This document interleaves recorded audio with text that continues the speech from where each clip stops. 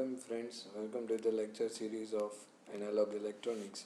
Today we are going to discuss about the power amplifiers. So power amplifiers are nothing but just whatever the thing that we are doing with the common amplifiers that were small signal amplifiers was that amplification, linearity, gain. So they were the main factors, but right now we are more concerned about the efficiency, maximum power capability, impedance matching to the output device. So these are the key devices for this particular section of power amplifiers. So previously we have seen these things that in small signal amplifiers the main factors were there, but now for the large signal, or we can say the power amplifiers, handle a relatively large voltage level signals and current levels. The main factors are efficiency, maximum power capability, and impedance matching to the output device.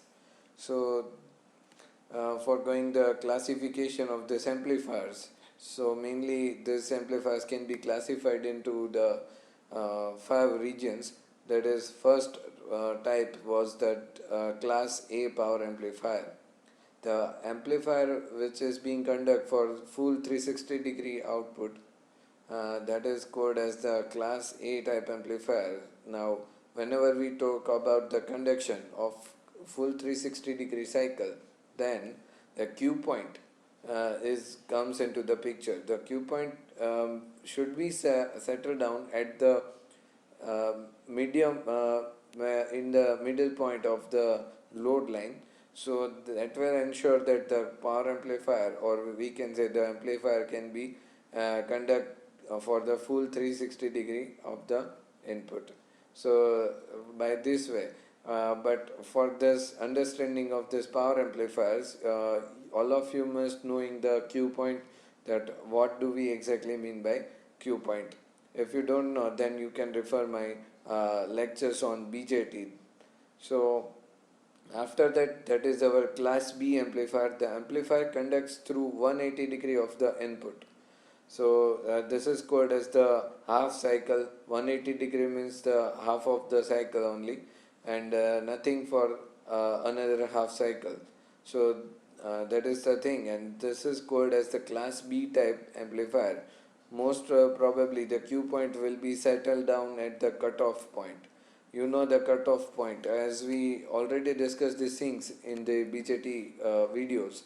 For the bipolar junction transistors, what do we exactly mean by cutoff region, saturation region? That all things are discussed right now. Already we have discussed in the previous videos.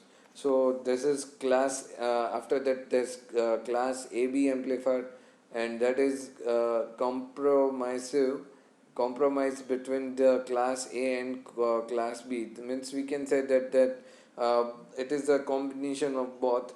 The amplifier conducts somewhere between 180 degree and 360 degree output. So the Q point is located between the midpoint and cutoff point. So this will be the class AB amplifier, and after that the two amplifiers are class C and class D. The amplifier conducts less than 180 of the input. The Q point is located below the cutoff level. Means it will be below the y-axis. So the output waveform will be cut down, somewhat cut down.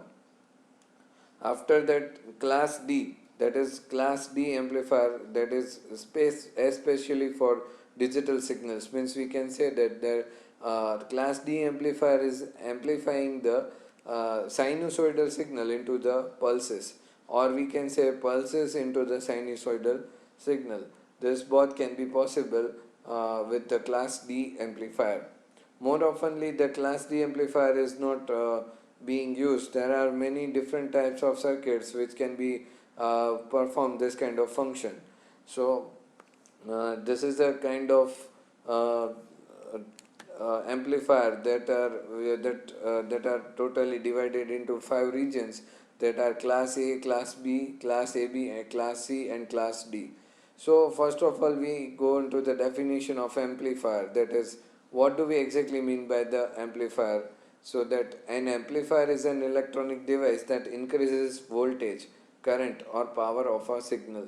So these three things can be increased by the use of this amplifier. So for the first section, how it can be possible, that how it will be amplifying the signal, let's see these things. So first, in class A power amplifier, you can see that there is a Q point is located at the middle point of the load line, and this middle point of the load line will give you the output signal at its full stage, that is full 360-degree output swing. So, class A amplifier is one in which the operating point and the input signal are such that the current in the output circuit flows a full times. Means for the total output conduction will be of 360 degree can be achieved at the output terminals of the class A amplifier. Main component of this amplifiers will be the bipolar junction transistor only. For the use of this kind of amplification, the higher rating will be chosen for the BJT circuits. So all of you must remember this thing, that the DC load line indicates the maximum and minimum limits set by the DC power supply. That we have already discussed these things, that how can be a DC load line drawn, and how its voltage and current can be decided. So we have already discussed these things, and we have already calculated the examples for this class A power for the DC load line. So this is called as the class A power amplifier, and likewise it will conduct for a full 360 degree of the cycle. So that is the one kind of power amplifier. Another type, that is class B amplifier. Here you can see that Q point is located at the y-axis. So what happens here, that 180 degree, the conduction will be of only half cycle. Here you can see that output will be of this half cycle only. Why? Because the Q point is the midpoint of the particular sinusoidal waveform. So this one is shown over here, and that is the Q point of the particular output sinusoidal wave. So this is called as the class B amplifier. You can see that it is conducting for the half cycle only. Another half cycle is being cut off at the output side. So the Q point is at 0 volt on the load line, so that the AC signal can only swing for one half cycle. As you can see here, that is, it is swinging for only one half cycle. This class B amplifier is also called as the push-pull amplifier configuration. For our next video, there will be a complete description of this class B amplifier, and we can see that how the circuit will work for the class B amplifier and why it is called as the push-pull amplifier.